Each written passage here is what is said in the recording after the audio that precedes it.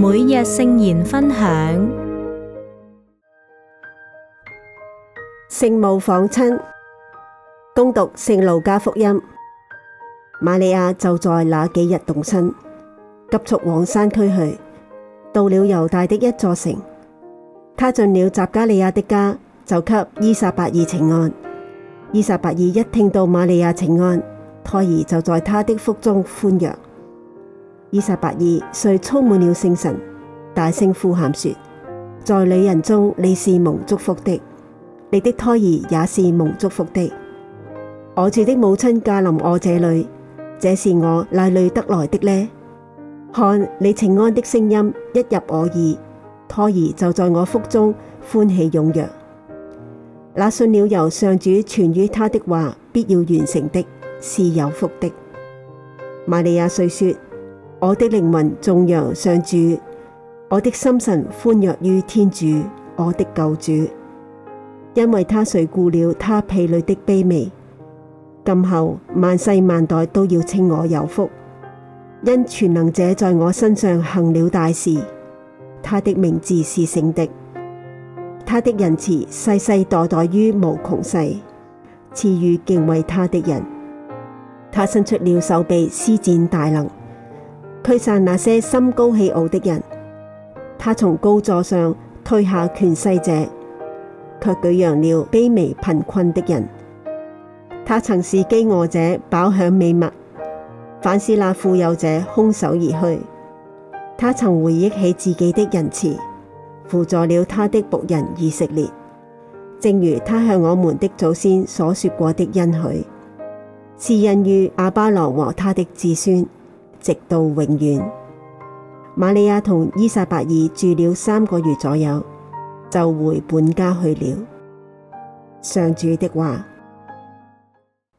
各位兄弟姊妹，今日我哋慶祝聖母訪親嘅慶日。聖路加為我哋記載，瑪利亞同依撒伯爾住了3個月左右。咁我哋見到好清楚呢，聖母去探訪佢嘅，譬如即係依撒伯爾呢，唔係為咗休息，佢起正係去旅行啊，佢係為咗服務。咁服務呢係謙卑同埋愛德兩種美德嘅標誌。謙卑係一切美德嘅基礎。冇咗謙卑呢，我哋唔可以養成其他嘅美德嘅。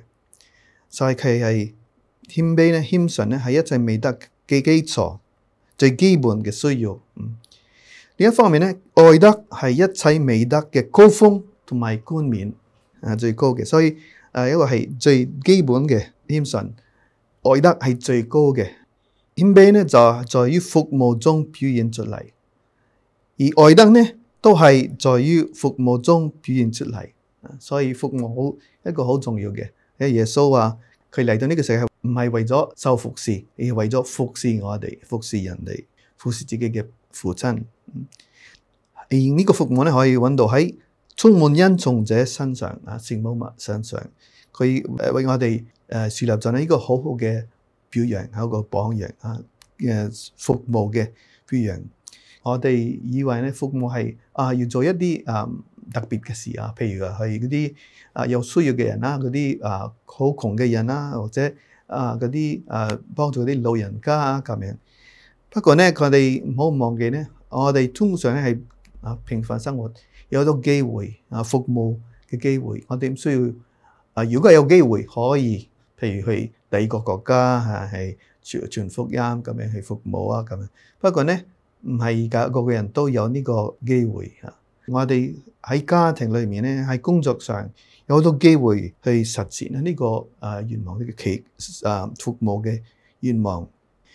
默默無聞地做好自己嘅工作就係服務。認真履行每日嘅責任就係服務。呢個包括呢早上整理床鋪，或者將自己嘅物品呢收拾好，好簡單嘅動作。每一個小任務都係服務嘅機會，但係每一個服務呢係天主等待我哋，而喺嗰度呢佢想同我哋相遇，每一件小事。而因為其實我哋唔係淨係服務人哋服侍天主嘅機會，祈禱嘅機會，鮮花自己嘅機會。